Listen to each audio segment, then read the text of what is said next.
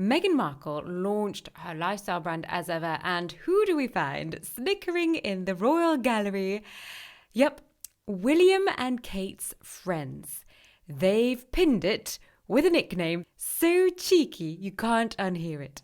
Wondering what it is? Stick with me, I'll spill the royalty and you'll be laughing all the way to your as ever wicker baskets, if that's your thing. Let's get to the crunch. But first, I would like to extend a warm thank you to our subscriber, HRH Laura Carson.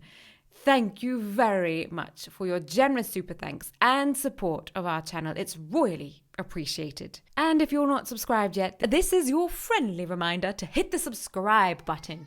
And it really helps the Crown Crunch channel to blossom. So, Meghan rebrands her lifestyle venture from American Riviera Orchard to the elegantly vague as ever. But insiders say Kate and William's inner circle jokingly called the label as if, because one source put it, as if it will take off. It started as a WhatsApp side giggle fest, and yes, it is sticking, and it is savage. Now, let's break it down. This isn't just a cheeky nickname. It's the palace version of good luck with your little venture. And coming from that circle, it's less friendly ribbing and more see-through disdain. The vibe, we see your glittery logo, we see your hummingbirds, but we're not writing a check, and some of us are too entertained to take you seriously. A little backstory. Launched as American Riviera Orchard in 2024, cue trademark headaches and logo drama. So they rebranded in a sort of ripping off a plaster kind of way, too fast to have really contemplated the name, to as ever, complete with handwritten logo, hummingbirds, and curated Instagram signatures from as ever M. Critics say it's all very budget, staged, and a bit hollow. Even tabloid pundits called it a mockery. So it was always on thin ice. Imagine reading that Kate's friends are calling your brand as if, and your Meghan sipping your rosé feeling seen. She has skin as thin as a whisker, and she is probably not going to be very happy about this.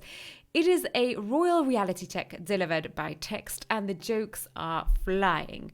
Meanwhile, as ever, tries to lean into the cozy kitchen vibes, echoing her tig days, yet it's being observed as off-brand, staged, and cringe in the royal sphere. The disconnect is delicious. Because this isn't just what Meghan's brand is called, it is what people feel about her brand and the brand energy. Fake warmth, recycled blog vibes, artisan packaging, but no real substance. And when your in-laws' inner circle start chuckling at your brand name, that's not a compliment, that is a code red. That is a never getting invited again. So yes, when your brand sparks jokes, you might want to take a long, hard look in the mirror. So there you have it. Meghan rebrands to as ever. William and Kate's friends refer to it as if. And the shade is real, the laughter is royal level. Now, this is all to say that we know how diplomatic the royal family are, and I am not referring to William and Kate. I don't think they're sniggering. I think they're above that. But it is somewhat satisfying to know that their friends have let their hair down on this one and have been a little bit cheeky.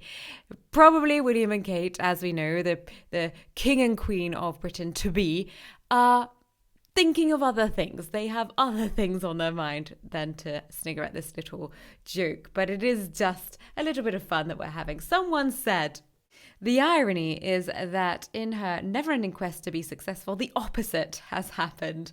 Meghan has poisoned her own brand. And you are very correct. She has a specific talent that not many of us have, in which she can take something that is bound to be successful, that millions of other people on the planet would make successful, and she somehow has a way of curdling it like milk. It's somewhat to do with her personality and her behavior, of course. People have just had enough. Someone else has said, I've not seen nor heard any of the senior royals express animosity towards the gruesome twosome. Gossip monger journalists certainly have tried to put words in their mouth, but for the most part, the royal family has been relatively silent. Recollections may vary, was stating a fact. That is exactly sums it up, actually. The royal family, you just don't hear them saying anything bad about Harry and Meghan, even though Harry and Meghan have said infinite amounts of horrible things about all of the royal family. And that just really goes to show that they are taking the high road. Someone else said, talent isn't there. The ambition is boundless. The self-love is infinite. And it shows far too obviously. The novelty has worn off too. If you preach love but rubbish the royal family, which you married into, you might not make the fortune you seek. Not to mention the curated, elevated phoniness in everything Meghan does. Melon is a more appropriate name for her. She's just totally fake and everyone's seeing it now. That's right. Meghan's products always sell out because journalists buy them to test and review. Short-term boost, but I doubt it will ever be viable as a long-term business with repeat customers.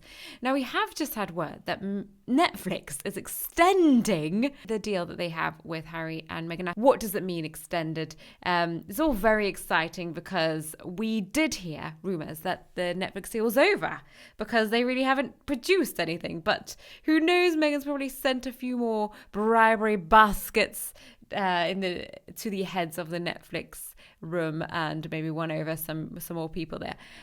But we will find out today and we'll do a video on that very shortly.